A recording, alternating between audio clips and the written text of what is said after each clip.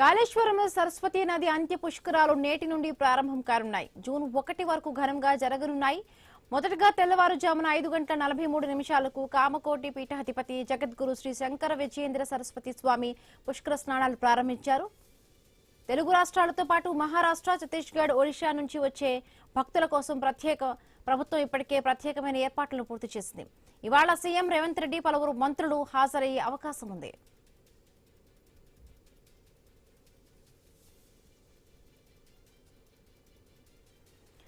కాళేశ్వరంలో సరస్వతి నది అంత్య పుష్కరాలు నేటి నుండి ప్రారంభం కానున్నాయి. జూన్ 1 వరకు ఈ పుష్కరాలు ఘనంగా జరగనున్నాయి. మొదటగా ఇవాళ తెల్లవారుజామున 5:43 కామకోటి పీఠాధిపతి జగద్గురు శ్రీ శంకర విజయేంద్ర సరస్వతి స్వామి పుష్కర స్నానాలను ప్రారంభించారు. తెలుగు రాష్ట్రాలతో పాటు మహారాష్ట్ర, ఛత్తీస్గఢ్, ఒడిషా నుంచి వచ్చే భక్తుల కోసం ప్రభుత్వం ఇప్పటికే ఏర్పాట్లను పూర్తి చేసింది. ఇవాళ సీఎం రేవంత్ రెడ్డి, పలువురు మంత్రులు హాజరయ్యే అవకాశం ఉంది.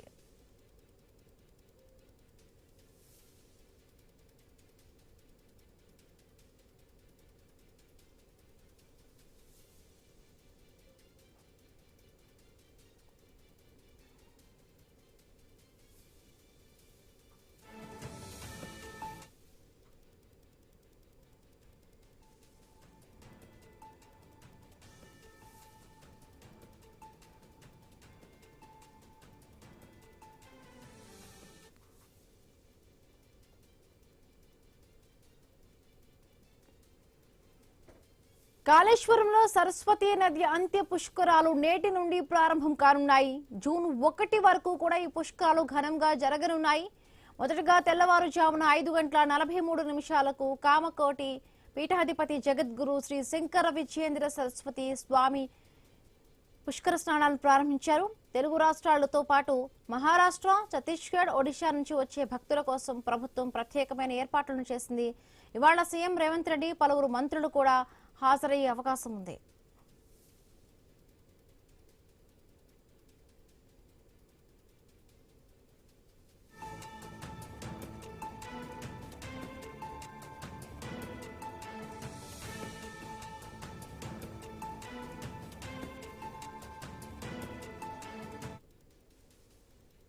కాళేశ్వరంలో సరస్వతి నది అంత్య పుష్కరాలు నేటి నుంచి ప్రారంభం కానున్నాయి. జూన్ 1 వరకు కూడా ఈ పుష్కరాలు జరగనున్నాయి. రైట్, మరిన్ని పూర్తి అప్డేట్స్ మా కరెస్పాండెంట్ ప్రశాంత్ అందిస్తారు. ప్రశాంత్.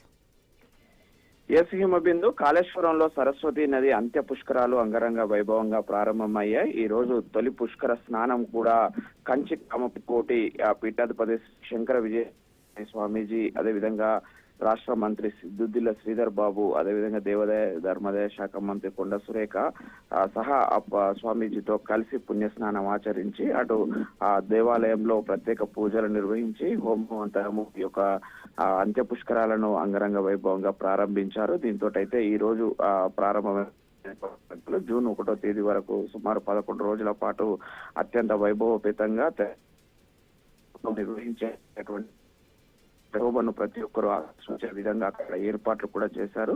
దీంతో అయితే గత ఏడాది చేసిన సరస్వతి నది ప్రారంభ పుష్కరాలు కూడా విజయవంతంగా జరిగాయి. సుమారు 40 లక్షల మంది భక్తులు ఆ యొక్క పుణ్యస్నానాలు ఆచరించారు. అయితే ఈ యొక్క గోదావరి నది, ప్రాణహిత నది కలిసే చోట త్రివేణి సంగమంగా అటు అంతర్వాహిగా ఉన్న ముఖ్యంగా దక్షిణ ప్రయాగరాజ్గా పేరుగాంచినటువంటి కాళేశ్వరం ఈ యొక్క ముక్తేశ్వర దేవస్థాన పరిధిలో పుణ్య స్నానాల్ని ఆచరించినట్టయితే సకల పాపాలు తొలగిపోతాయి, సకల సౌకర్యాలు కలుగుతాయనే ఒక భక్తుల విశ్వాసంతో అయితే ఈ యొక్క పుష్కర స్నానాలను ఆచరిస్తున్నారు. దీంతో అయితే పెద్ద ఎత్తున తరలి వచ్చే అవకాశం ఉంది. దానికోసం ఇప్పటికే అటు ట్రాఫిక్ నియంత్రణ కోసం సుమారు 200 ఎకరాలలో 24 పార్కింగ్ పాయింట్లను ఏర్పాటు చేశారు. గత ఏడాది అనుభవాలను దృష్టిలో పెట్టుకుని ఎలాంటి ట్రాఫిక్ సమస్యలు రాకుండా, అదేవిధంగా అక్కడ పుణ్యస్నానాలు ఆచరించే భక్తులకు కూడా ఎలాంటి ఇబ్బందులు కలగకుండా, ఎలాంటి ఆపత్కర పరిస్థితులు వచ్చినా కూడా అక్కడ రెస్క్యూ టీంలను కావచ్చు, గజ ఈతగాళ్లను కావచ్చు, పడవలను, బోట్లను అందుబాటులో ఉంచారు.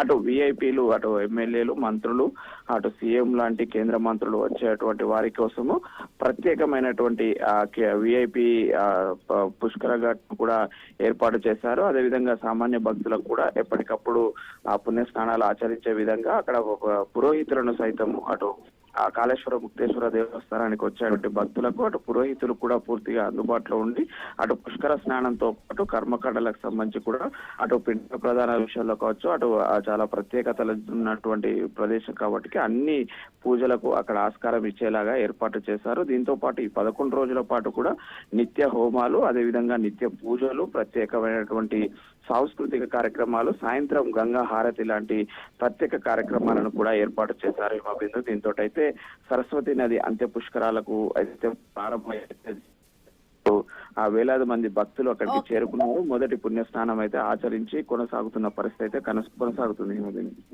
Right, thank you Prashanth.